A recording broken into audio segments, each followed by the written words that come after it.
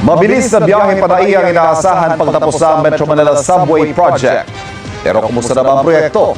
May gawa ng bahagi ng tunnel at napasok yan ng GMA Integrated News. Panoorin sa pagtuto ni Joseph Moro. Ito ang unang pasilip ng Transportation Department sa ginagawang Metro Manila Subway Project simula na magbutas itong Enero ang mga tunnel boring machine. Kita na ang itsura ng southbound lane tunnel na nasa 200 meters na ang nagagawa mula sa Valenzuela Depot. Ngayong buwan naman sinimula ng pagbutas ng northbound lane. Makapal ang concrete segments na nagsisilbing dingding ng tunnel. Those segments is all automatically installed by segment erection unit.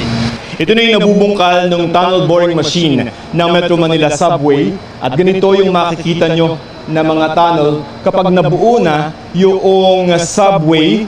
Ito yung mga segments na kapag binungkal, tinatapal at paninigurado ng DOTR at ng contractor ng proyekto, hindi naman daw babaha kapag halimbawa may mga ulan. Katulad daw sa Japan ang ginagawang subway. Yung entry natin siya ay maliit lang. Tapos meron siyang gate doon. Sarado yun. Airtight, di tayo babahain sapagkat elevated ang gate natin. Kahit laban sa lindol ay ginamitan ng teknolohiyang Hapon ng subway.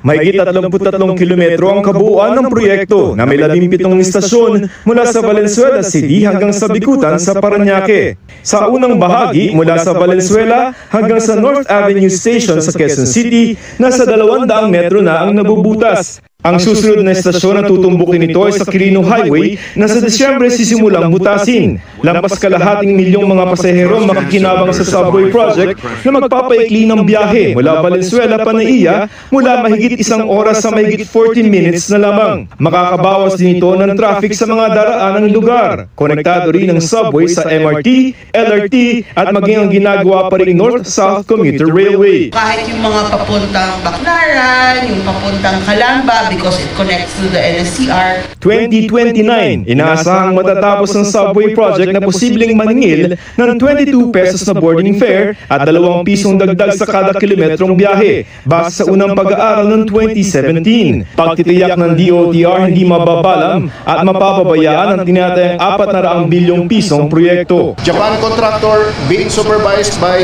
Japan consultants. In other projects being supervised by ADB. We are committed to complete this project. Para sa GMA Integrated News, Joseph Morong, nakatutok 24 oras. Good news mga kapuso! Maaari niyong mapanood ang 24 oras at iba pa naming mga newscast sa aming YouTube channel. I-click lang ang subscribe button na lalabas sa screen. Sa mga kapuso abroad, maaari niyo kaming masubaybayan sa GMA Pinoy TV at sa www.gmanews.tv.